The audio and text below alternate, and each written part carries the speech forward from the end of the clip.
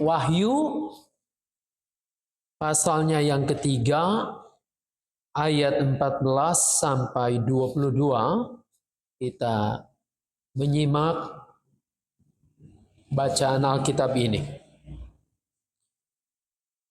Tuliskanlah kepada malaikat jemaat di Laodikia. Inilah firman dari Amin, saksi yang setia dan benar, sumber dari ciptaan Allah. Aku tahu segala pekerjaanmu. Engkau tidak dingin dan tidak panas. Alangkah baiknya jika engkau dingin atau panas. Jadi, karena engkau suam-suam kuku dan tidak dingin atau panas, aku akan memuntahkan engkau dari mulutku.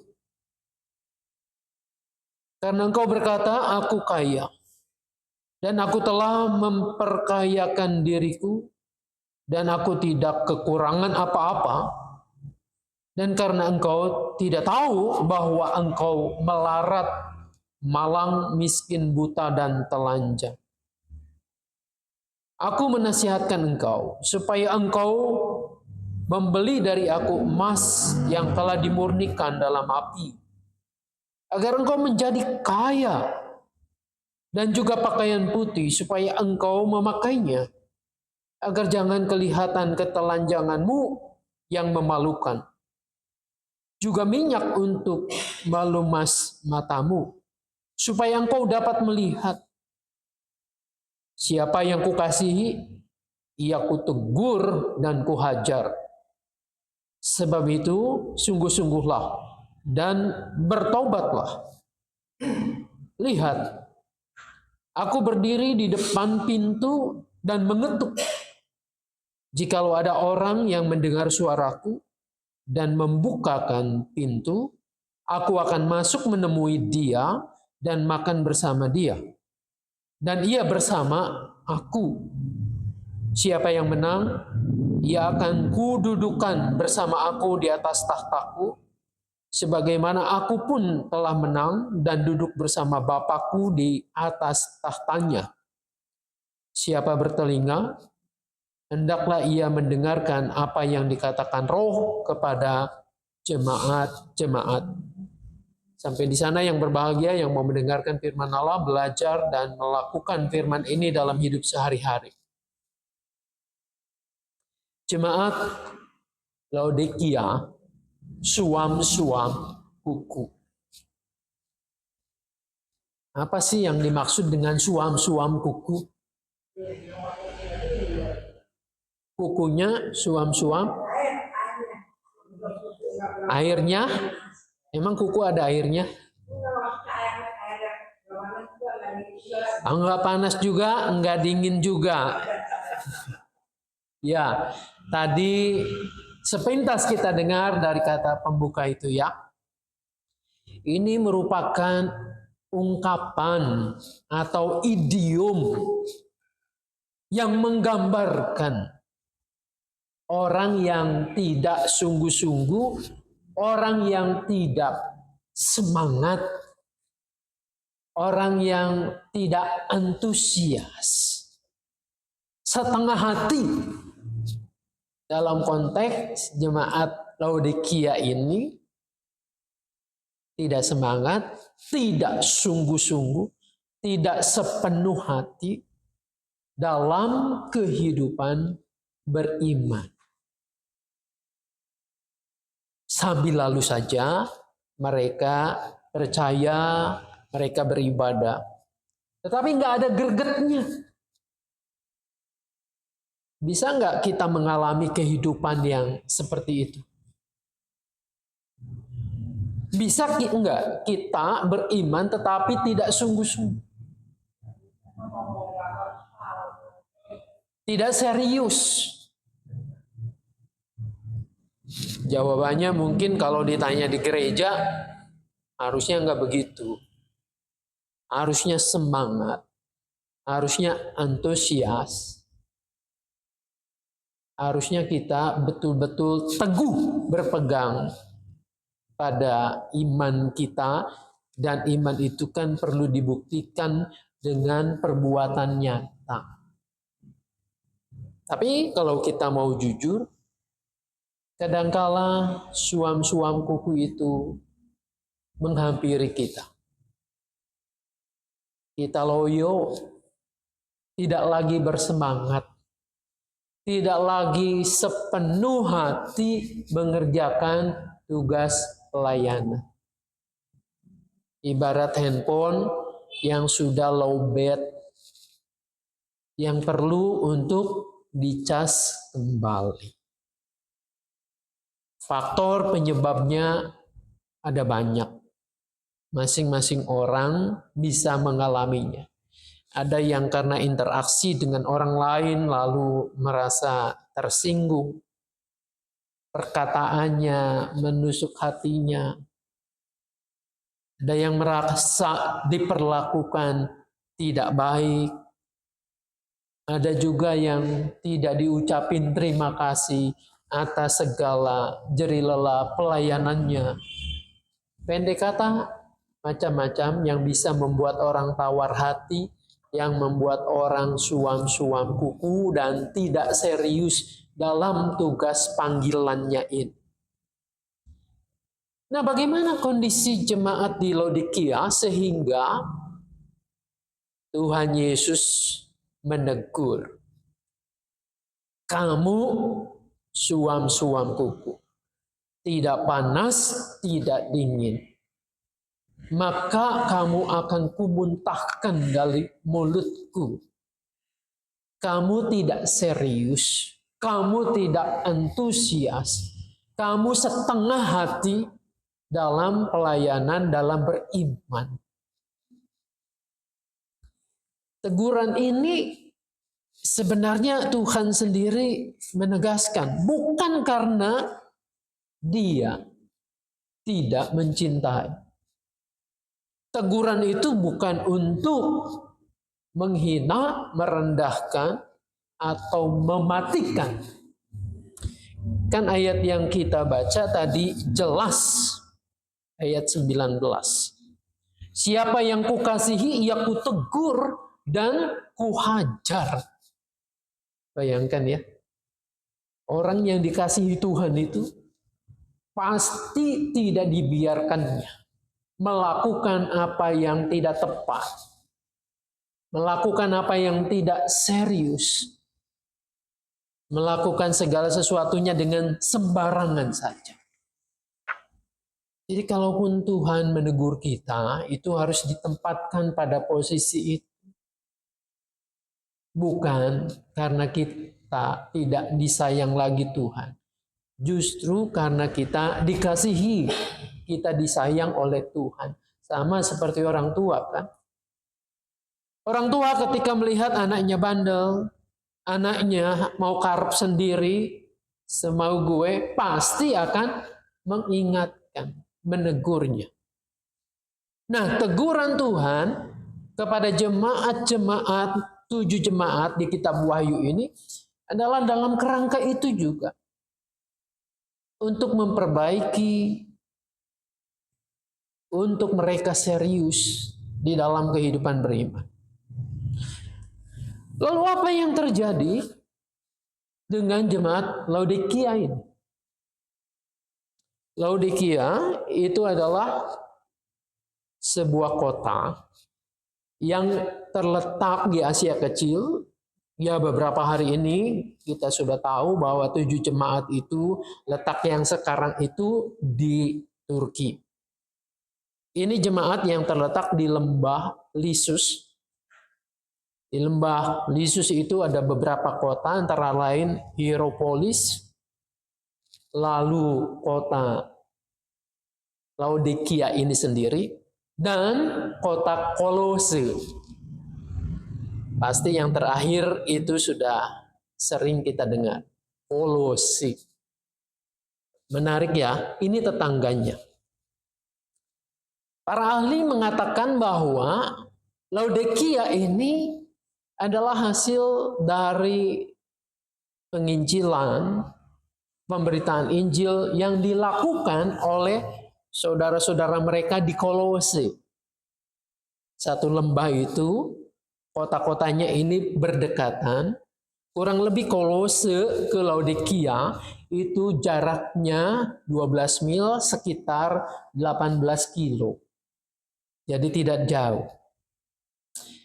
Nah, Kolose sendiri sebetulnya adalah buah pekerjaan Epapras, 1 Kolose 7. Epapras adalah murid dari Paulus. Paulus punya murid, punya teman sepelayanan, Epapras, ya. Nanti tapi bisa cek di situ. Kolose 1 ayat 7. Nah, dia itu merawat, memberitakan Injil di Kolose. Kemungkinan besar tetangganya ini memberitakan Injil di Laodikia. Berbeda dengan surat Kolose. Paulus mengingatkan, lakukanlah segala sesuatu seperti untuk Tuhan, bukan untuk manusia. Artinya apa?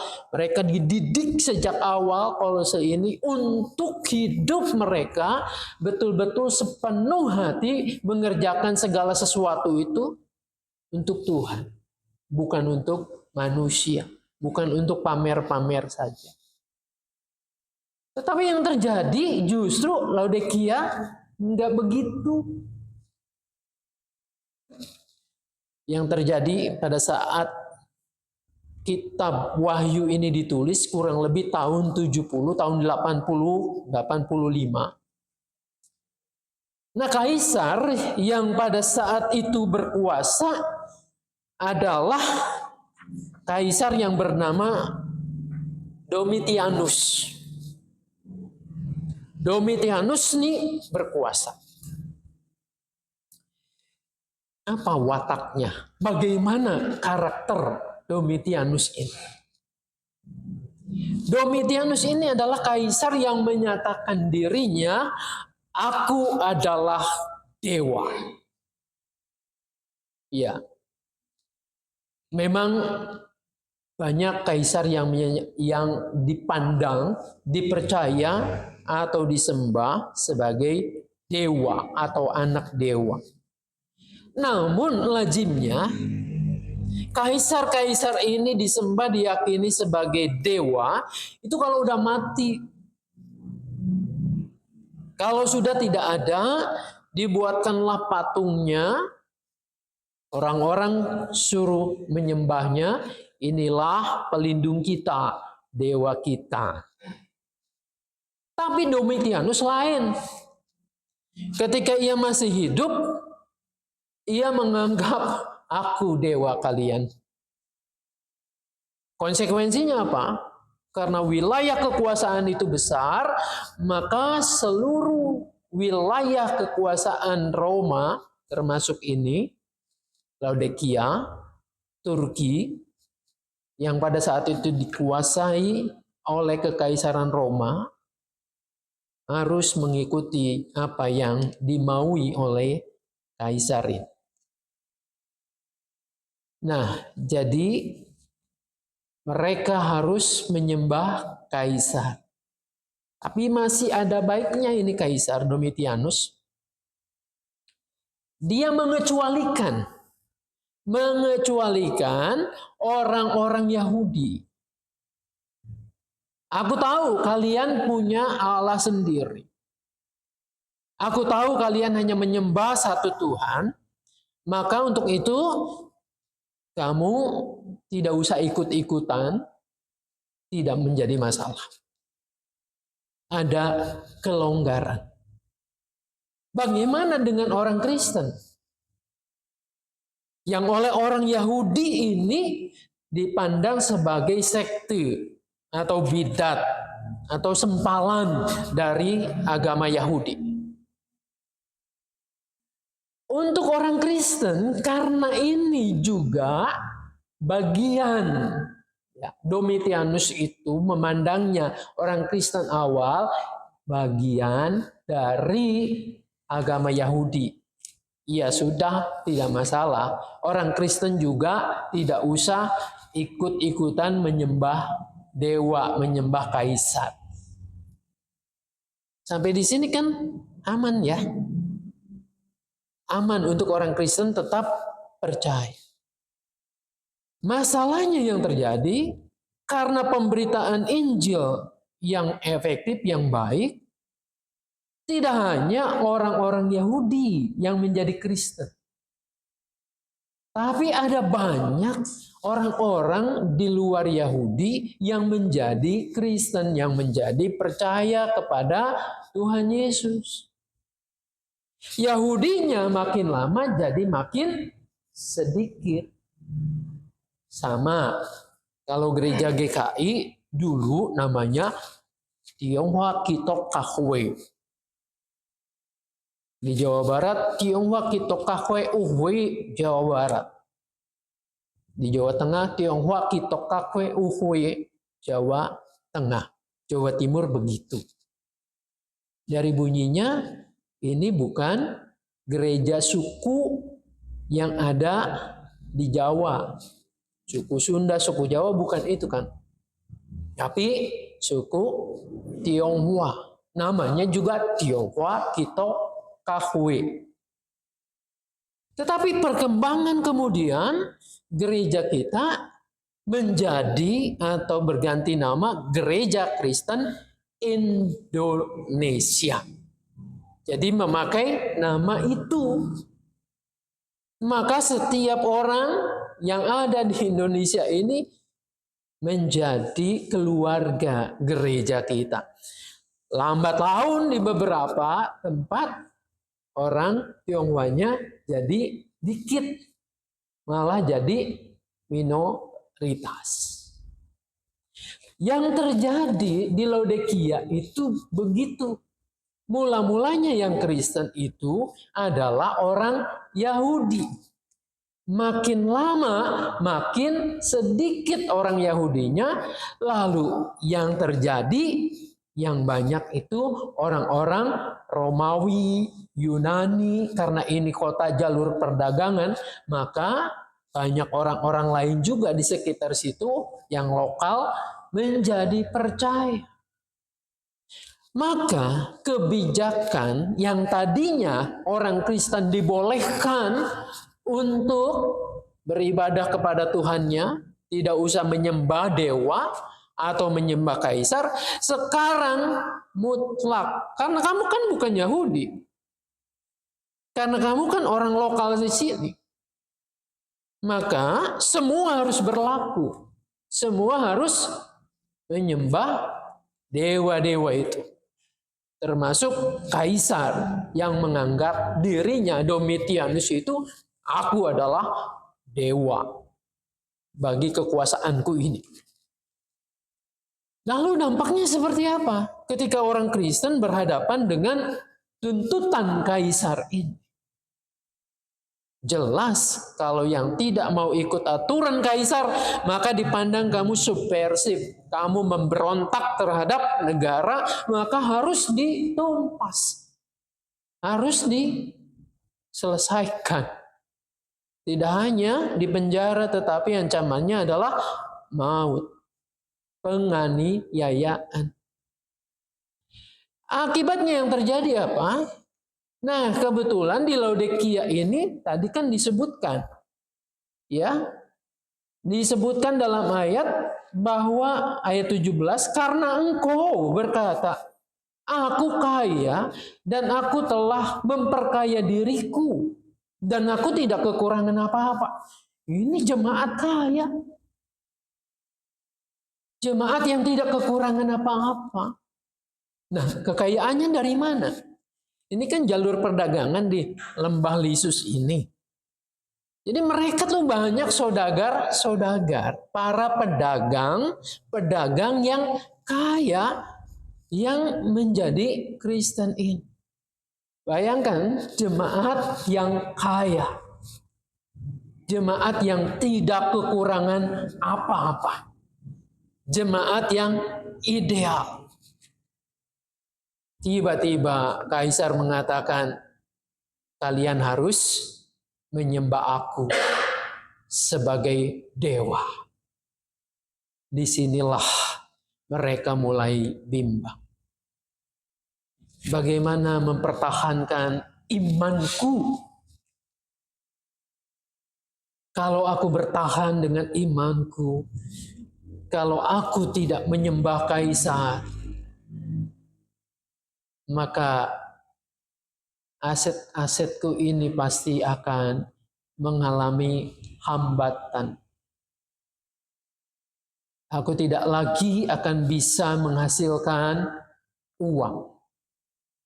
Karena sudah pasti antek-anteknya kaisar itu akan memerintahkan segala sesuatunya. Perdagangan-perdagangan ini diblokir, tidak hanya diblokir, tetapi juga para saudagar yang kaya ini akan mengalami penganiayaan.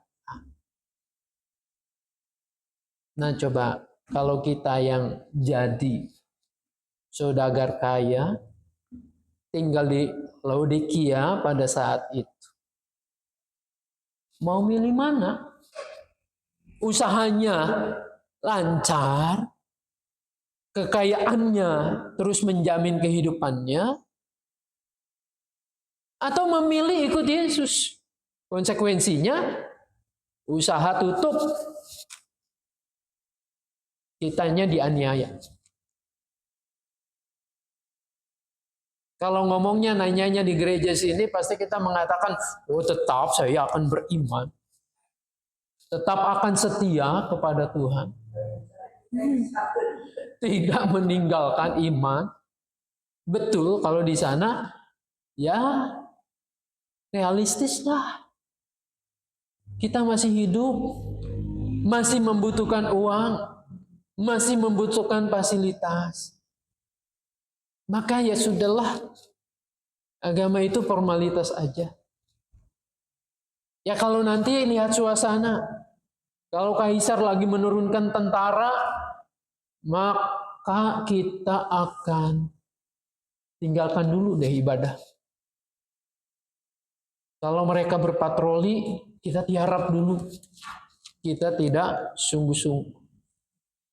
Lama-kelamaan ini hidup beriman menjadi sesuatu yang bisa untuk ditinggalkan. Sana mau, ke sini mau. Harta kekayaan nyata bisa membuat hidup nyaman, tetapi iman juga rasanya menggelitik hati. Inilah yang disebut setengah-setengah itu. Setengah hati. Suam-suam kuku, tidak sungguh-sungguh bulat imannya, percayanya kepada Tuhan. Nah, kita bisa belajar dari jemaat ini bahwa tidak mudah mengatakan bahwa saya akan tetap setia kepada Tuhan. Ujiannya, cobaannya adalah kenyamanan kita, kenikmatan zona nyaman itu. Ketika itu terusik, terganggu, maka kita akan setengah hati. Bahkan mungkin bisa meninggalkan Tuhan. Disinilah yang setengah-setengah seperti itu tidak ada tempat. Kata Tuhan Yesus, aku akan memuntahkan engkau dari mulutku. Bukan berarti kita lagi diemut-emut di mulut. Bukan. Ini sesuatu ungkapan atau idiom bahasa yang dipakai. Kemarin kita belajar bahwa Tuhan pemegang kunci atau malah pintu kerajaan surga itu. Maka kalau Dia memegang itu, kedapatan kita hidup setengah-setengah, kita akan dikeluarkan. Kita tidak menjadi domba-domba yang diberi kain putih oleh Tuhan Yesus. Lalu solusinya seperti apa? Kehidupan yang seperti ini. Apakah Tuhan hanya menuntut kesetiaan saja? Yang membuat orang-orang di situ jadi bingung? Suasana atau situasi yang dilematis? bak makan buah si malakama, ya. Kekayaan perlu, tetapi juga hidup di dalam Tuhan yang menjamin kerajaan surga juga butuh. Yesus mengatakan di sini, aku menasehatkan engkau, katanya, supaya engkau membeli daripadaku emas yang, di situ emas yang apa tuh? Telah dimurnikan dalam api, agar engkau menjadi kaya, dan juga pakaian putih. Apakah emas yang sungguh-sungguh yang Tuhan Yesus nasihatkan supaya mereka beli emas?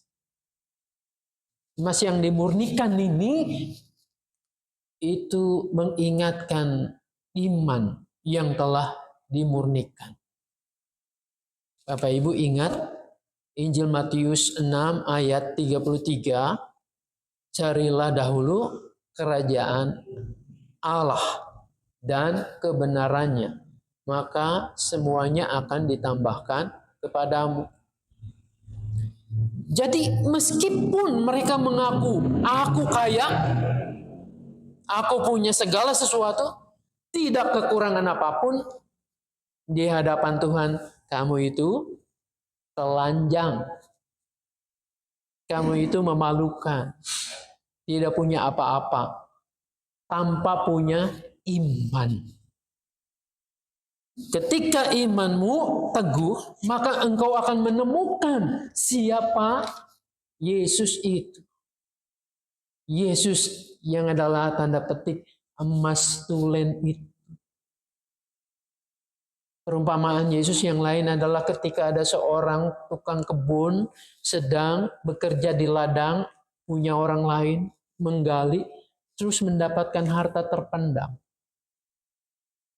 Apa yang dilakukannya? Dia mengubur kembali, dia bekerja keras untuk membeli seluruh ladang itu supaya mendapatkan ini. Ketika mendapatkannya, disitulah ia mendapatkan harta yang sesungguhnya. Nah, ketika kita berjumpa dengan emas tulen, tanda petik itu, yang dikatakan oleh Tuhan Yesus ini, maka semuanya itu, yang lain-lain itu tidak berharga lagi. Paulus pernah mengatakan apa? Segala sesuatu yang dulu aku anggap keuntungan, sekarang malah aku anggap sampah karena pengenalanku kepada Tuhan Yesus yang sungguh mulia itu. Kalau kita percaya batin kita terpaut dengan Yesus, maka kekayaan harta duniawi betul itu perlu, tapi bukan prioritas lagi. Kita menjadi kaya di dalam Dia. Kita menjadi sungguh-sungguh seperti jemaat yang lain. Aku tahu kelemahanmu, namun engkau kuat. Kemarin kita membahas itu. Bagaimana dengan kita? Jangan silau dengan kekayaan yang bisa diberikan oleh dunia ini. Lalu kita menjadi setengah-setengah di dalam kehidupan iman kita. Teguhlah berdiri di hadapan Tuhan dengan keyakinan iman yang kuat bahwa aku tidak akan setengah-setengah beriman. Bahwa aku akan sungguh-sungguh melakukan segala sesuatu. Pekerjaan yang dikehendaki oleh Tuhan dengan sepenuh hati. Inilah anak Tuhan yang sejati. Yang kepadanya kata Tuhan Yesus, ia mengatakan, lihat aku berdiri di depan pintu. Jika ada orang yang mendengar suaraku dan membuka pintu, aku akan masuk menemui dia, duduk makan bersama dalam perjamuan Tuhan. Lalu janjinya siapa yang menang, ia akan kududukan bersama aku di atas tahtaku, sebagaimana aku pun telah menang. Lalu duduk bersama Bapakku di atas tahtanya. Yesus contohnya menderita dalam kehidupan pelayanan ia sampai mati. Tapi Allah Bapa mendudukannya di sebelah kanan dan berkuasa bersama-sama dengan Dia. Itulah contoh yang sejati. Biarlah Tuhan menolong kita untuk tidak suam-suam kuku, untuk serius dalam iman, untuk setia kepada Dia. Tuhan Yesus menolong memberkati kita. Amin.